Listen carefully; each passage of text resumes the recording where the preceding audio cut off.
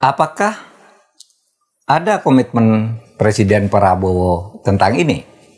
Maka dapat jelaskan begini, jika komitmen diartikan sebagai statement tentang tekad dan janji, maka komitmen Presiden Prabowo sangat kuat.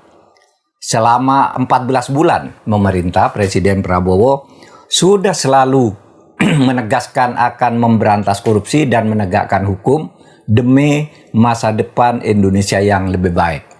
Sampai hari ini pidato-pidatonya selalu mengancam kepada siapapun yang melanggar hukum dan melakukan korupsi di dalam pemerintahannya, dan akan terus dikejar agar tidak main-main dengan uang negara dan tidak merusak negara ini dengan korupsi dalam berbagai bentuknya.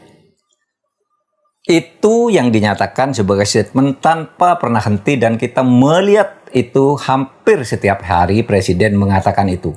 Buru koruptor, tegakkan hukum, bangun keadilan untuk terutama masyarakat kecil yang tidak berdaya. Tetapi jika komitmen diartikan sebagai gabungan dari pernyataan dan implementasi dalam pemerintahan, maka memang tampaknya ada masalah, karena yang dinyatakan tidak selalu berjalan mulus di dalam pelaksanaan. Ada hal-hal yang dinyatakan dengan keras, tapi pelaksanaannya di tingkat birokrasi di bawah Presiden itu banyak menghadapi kendala. Mari kita lihat, apa ada kemajuan? Tentu ada kemajuan. Ada kemandekan juga, dan ada kelambatan. Misalnya, maju lebih baik karena sekarang ini hampir tidak ada korupsi baru yang besar di tingkat pusat. Jadi relatif memang para pejabat kita itu mengerem untuk melakukan korupsi yang gila-gilaan seperti dulu, sehingga kita tidak melihat ada yang baru, kecuali mungkin menyangkut Wamenaker yang di OTT dengan korupsi yang juga tidak besar juga, ya. Kemudian kita melihat KPK sekarang di tingkat pusat nampaknya agak lumpuh untuk kasus-kasus besar, sehingga banyak yang mandek, yang sudah didaftar pun tidak jelas ujung pangkalnya, seperti misalnya haji, ya, kemudian kasus BJB, kemudian ada juga prestasi KPK sekarang ini, yaitu melakukan OTT terhadap kepala daerah dan beberapa jaksa. Itu bisa dianggap sebagai satu kemajuan. Nah, tetapi memang yang sekarang ditangani oleh Presiden yang banyak menonjol itu, oleh pemerintah maksud saya, adalah korupsi lama, sisa masa lalu yang terungkap. Sekarang ini sudah mulai banyak, tetapi penyelesaiannya juga tidak semuanya tuntas. Lihat misalnya kasus pagar laut yang gegap gempita dulu. Itu luar biasa, mau dilibas habis, sikat sampai ke akar-akarnya, tapi sekarang yang maju ke pengadilan, yang diajukan ke pengadilan baru pelaku kecil di tingkat satu desa, padahal pencaplokan lahan negara atau perairan negara yang diklaim atau dijadikan sebagai tanah, dianggap sebagai tanah, itu mencakup 16 desa. Dan itu hanya menyangkut lurah kecil gitu. Padahal dengan keluarnya sertifikat sampai 264 atau 267 yang kemudian dibatalkan oleh pemerintah, itu berarti pelakunya adalah orang-orang besar. Tidak mungkin 260 sertifikat dikeluarkan oleh orang kecil. Tetapi ini sampai sekarang tidak jelas siapa yang harus bertanggung jawab sungguh-sungguh di tingkat atas, di atas lurah kohot, siapa di tingkat BPN, siapa di tingkat Pemda, itu pasti jaringan yang besar. Nah, sekarang ini kita tidak melihat kemajuannya. Kemudian juga kasus kereta api cepat Wush. Presiden sudah melangkah dengan benar dan harus dilakukan, yaitu mengambil alih tanggung jawab dalam hubungan dengan pihak luar. Karena perjanjian ini dibuat antar pemerintah dulu atau jaminan pemerintah masing-masing dengan korporasi swasta di Cina. Oleh sebab itu, Presiden mengambil alih tanggung jawab dan harus bayar. Itu bagus. Tetapi ini tidak tuntas juga karena tanggung jawab Presiden baru dilakukan keluar. Bagaimana ke dalam? Yaitu dugaan terjadinya korupsi besar-besaran dengan melalui kesalahan prosedur pemindahan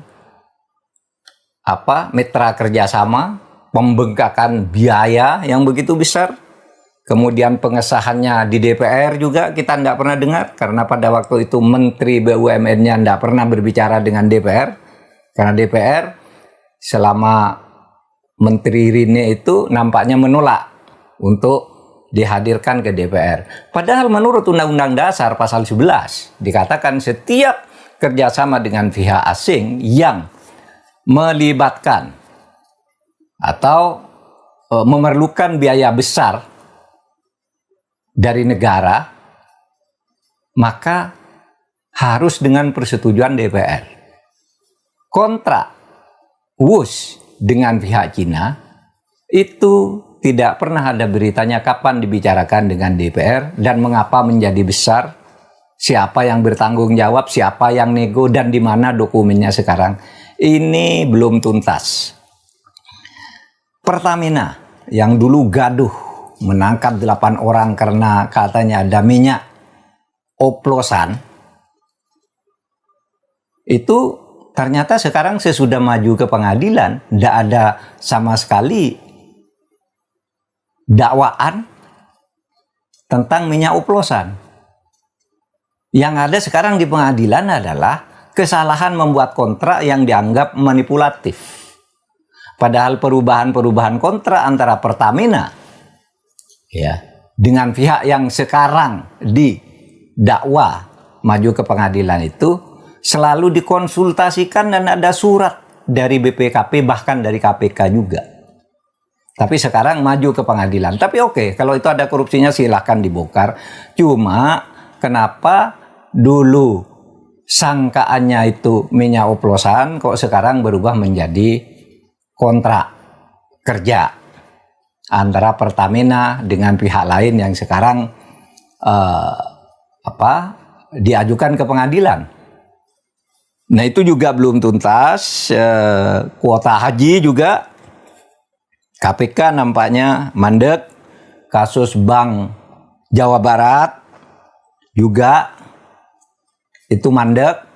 Dan itu semua sebenarnya adalah kasus-kasus lama. Nah sekarang masalahnya, mengapa antara komitmen yang dikeluarkan dalam bentuk statement dengan implementasi itu tidak sama lancarnya. Kalau komitmen dalam bentuk statement keras sekali, kita bangga punya presiden yang begitu tegas keras, tapi di lapangan kok tersendat-sendat penegakan hukumnya. Nah di sinilah kemudian analisisnya mungkin ada beban politik yang tidak kita ketahui apa sih sebenarnya beban politik. Kalau normal-normal saja kan gampang, namanya presiden tinggal perintahkan ini. Kalau memang tidak benar segera diklarifikasi bahwa orang itu bersih. Kalau memang benar segera jeboskan ke penjara, proses hukum. Tapi ini maju ndak, mundur tidak. Gitu. Padahal komitmen lisannya sudah kuat. Jadi ya nampaknya ada beban yang kita tidak tahu. Yang muncul hanya spekulasi yang tidak jelas sumbernya. Bahwa ini karena itu, sehingga presiden tidak bisa bertindak dan sebagainya. Tetapi kita yakin Presiden Prabowo itu tahu masalah itu secara lengkap, karena dua hal paling tidak. Menurut saya Pak Prabowo itu pengetahuan dan pengalamannya sangat luas sehingga mudah melihat dan menganalisis apa yang ada di depannya. Ya, yang kedua, Pak Prabowo itu orang yang sangat pandai, sangat cerdas, sehingga tidak mungkin tidak tahu apa yang sedang dihadapi. Kita saja yang tidak tahu. Nah, oleh sebab itu, kalau saya ya berprasangka baik saja bahwa Presiden Prabowo mungkin sedang menata dan mengatur langkah, memilah dan memilih ranjau politik untuk mempertemukan dua elemen komitmen, yakni statement dan implementasi.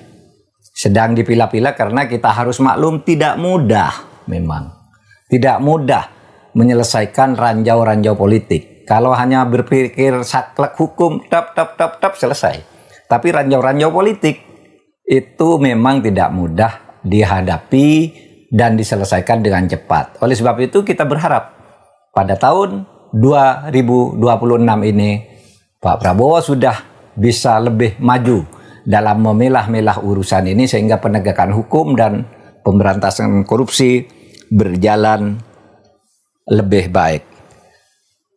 Saudara sekalian, tahun 2025 yang baru kita lewati masih juga mencatatkan adanya autocratic legalism, di mana aturan-aturan hukum itu dibuat atau diubah atau diperbaiki atau diturunkan untuk cover sebuah kebijakan yang kurang melibatkan publik, tidak membawa meaningful participation di dalam proses-proses penggarapannya.